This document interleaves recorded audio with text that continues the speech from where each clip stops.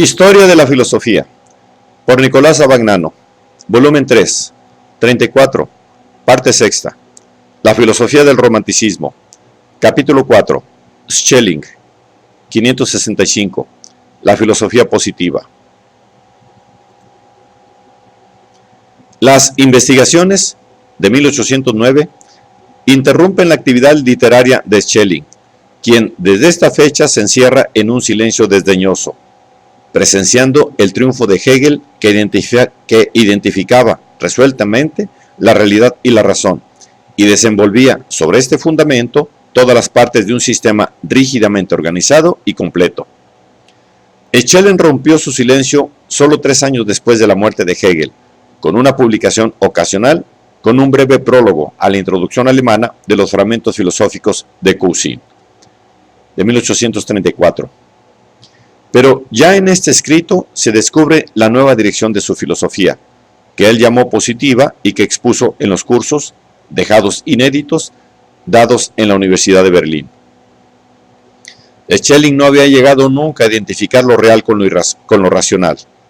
Aún designando lo absoluto con el nombre de yo o de razón, había incluido siempre en él una referencia a la realidad, al objeto, a lo existente como tal y, por consiguiente, lo había considerado siempre como indiferencia de idealidad y de realidad.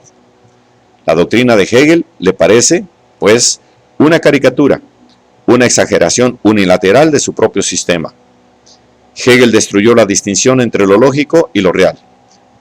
Puso lo lógico en lugar de lo real. Lo redujo todo al concepto y pretendió derivar de éste toda la realidad, tanto la existencia del mundo como la de Dios. Este procedimiento es imposible, según Schelling.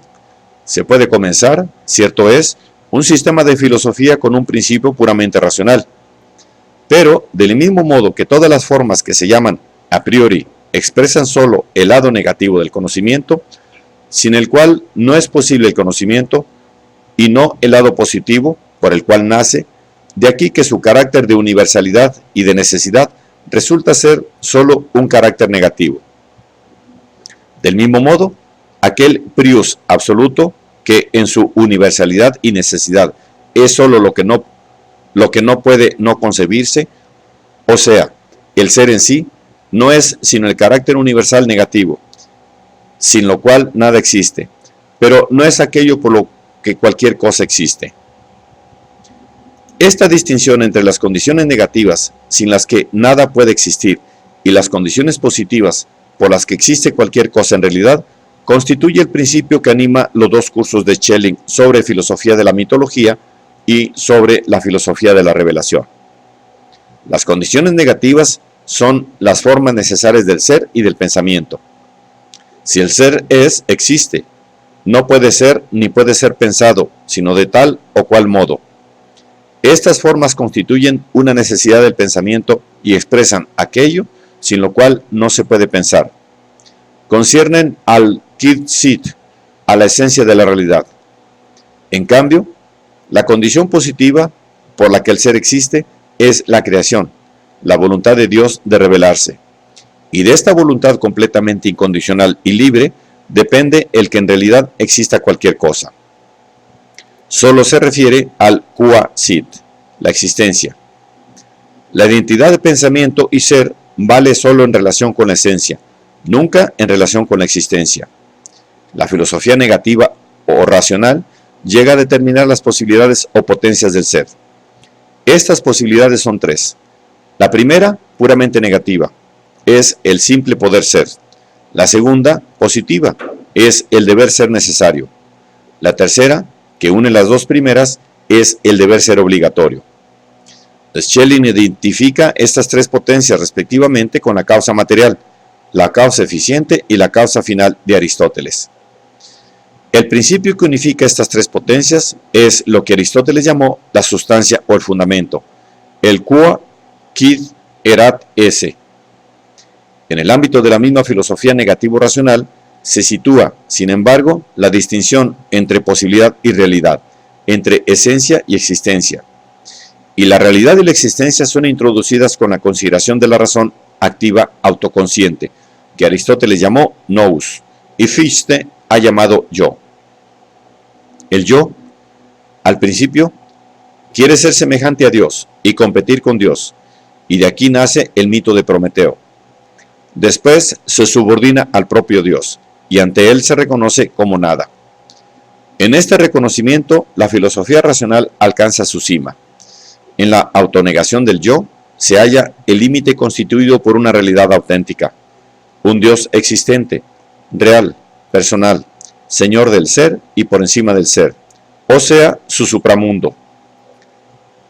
Se impone en este punto el paso de la filosofía negativa a la filosofía positiva, pero este paso es un desquiciamiento de la actividad, que tiene que dejar de ser teórica y especulativa para transformarse en práctica y religiosa.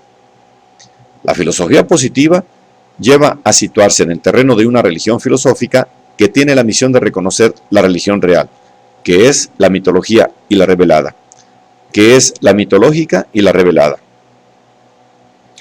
La filosofía de la mitología y la filosofía de la revelación se reparten en el campo de la filosofía positiva. La creación es la revelación progresiva de Dios, pero no se identifica con la revelación, que en su sentido propio presupone la conciencia humana de Dios, religión y, por tanto, la existencia del mundo espiritual y humano. Dios se revela primero en su naturaleza y en su necesidad, después en su absoluta personalidad y libertad. La revelación de la naturaleza de Dios tiene lugar en la religión natural o mitología. La revelación de la absoluta personalidad y libertad de Dios se da en la religión revelada, en la que solo Dios se manifiesta en toda su verdad. Por consiguiente, la mitología y la filosofía de la revelación describen el desarrollo gradual a través del cual la religión alcanza cada vez más la profundidad de la vida divina. Desde este punto de vista, el término más elevado que la filosofía puede alcanzar es la fe, porque es el término en que consigue el reposo y, finalmente, reposa. La fe es no solo el objetivo final de la revelación, sino también el de la filosofía de la revelación, y es fe filosófica o religión filosófica. Así, Schelling, que había empezado defendiendo la autonomía de la naturaleza frente al subjetivismo de Fichte, termina su actividad filosófica defendiendo la autonomía de la existencia real, tanto la de Dios como la del mundo, contra el racionalismo de Hegel. En esta segunda defensa, los supuestos doctrinales de los que había partido y que le sirvieron para construir la filosofía de la naturaleza y la filosofía trascendental resultan casi invertidos. El espíritu que anima a Schelling en esta última fase de su especulación es el mismo que animará a Hamann y a Jacobi. Es el mismo que animara a Hamann y a Jacobi, los filósofos de la fe. Las complicadas reconstrucciones de la mitología y las interpretaciones bíblicas y teológicas de que se vale en este periodo ofrecen muy escaso interés. El único principio que permanece aún firme y constituye la inspiración genérica de sus contrastantes posiciones doctrinales es el principio propio del romanticismo, el reconocimiento de lo infinito, manifestándose en el orden progresivo y necesario de la naturaleza y de la historia. Y este principio lo une con Fichte y Hegel en una sola familia.